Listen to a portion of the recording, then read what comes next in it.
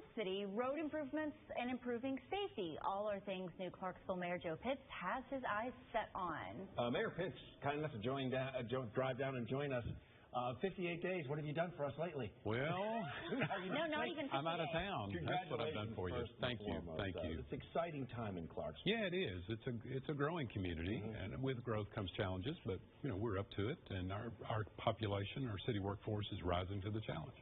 Well, you've hit the ground running. I feel like you've already been busy. You're probably used to that. Well, I am used to it. Having served in the State House for 12 years, there's a certain rhythm you get into, but being city mayor, it's a whole new thing for me. So I'm just, again, grateful for the opportunity to serve my hometown.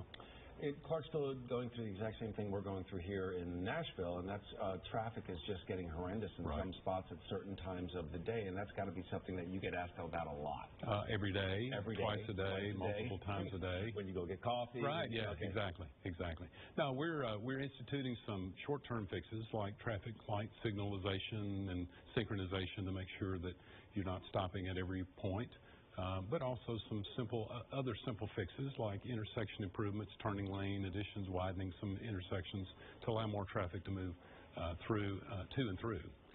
And then there's obviously public safety in terms of making sure people slow down, don't text and drive, all those common sense things. Yeah. Another topic you're probably getting asked a lot about is affordable housing, which of course we have a problem here in Nashville.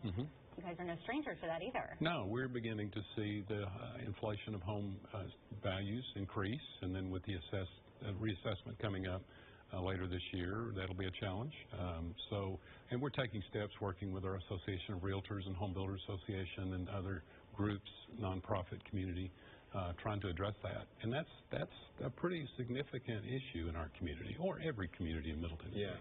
It's a unique city, though, in the fact that Fort Campbell is there, and so much of the city revolves around what happens on the post there as well. Yeah, we love Fort Campbell. Yeah. We love our soldiers and their families, and our community is just full of veterans and their families. And other than Fort Hood in Texas, I think we have the most veterans, our densest population. So, yeah, we love our soldiers and their families. It's pretty special. Take me back to when you decided to run. Why did you want to run? I know it's your hometown. You obviously have a special place for it in your heart. Why did you want to serve your community that way? Well, I've always had a heart for service. And I go back as far as 1975 when I was in high school. Something happened at a city council meeting. Don't even remember what it was, but I wrote a letter to the editor and was railing against something that happened. Still embarrasses my mother to this day.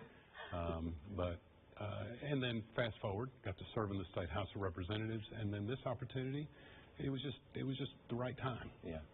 And you've kind of worked to improve the communication between the county mayor, Jim Durrett, and you're also having meetings with the president of Austin Peay, kind of trying to bring the community together and more transparency for folks to see what's going on. Sure. It's all about building relationships. I just left a Middle Tennessee Mayor's Caucus meeting over at Greater Nashville Regional Council.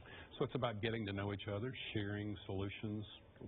We all have the same problems. It's just a matter of how we address those. But yeah, we have immediately taken steps to work with Mayor Durrett and Dr. White at Austin Peay and just in Fort Campbell.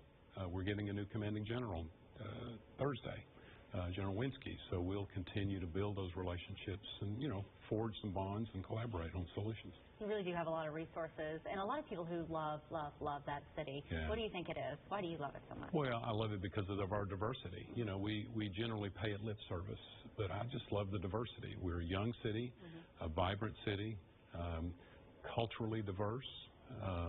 We have natural assets people around the country would kill for. 2 rivers, a university, Army post, an interstate that runs through it. We have available land. We're on the state border. I mean, there's just a lot of things going on.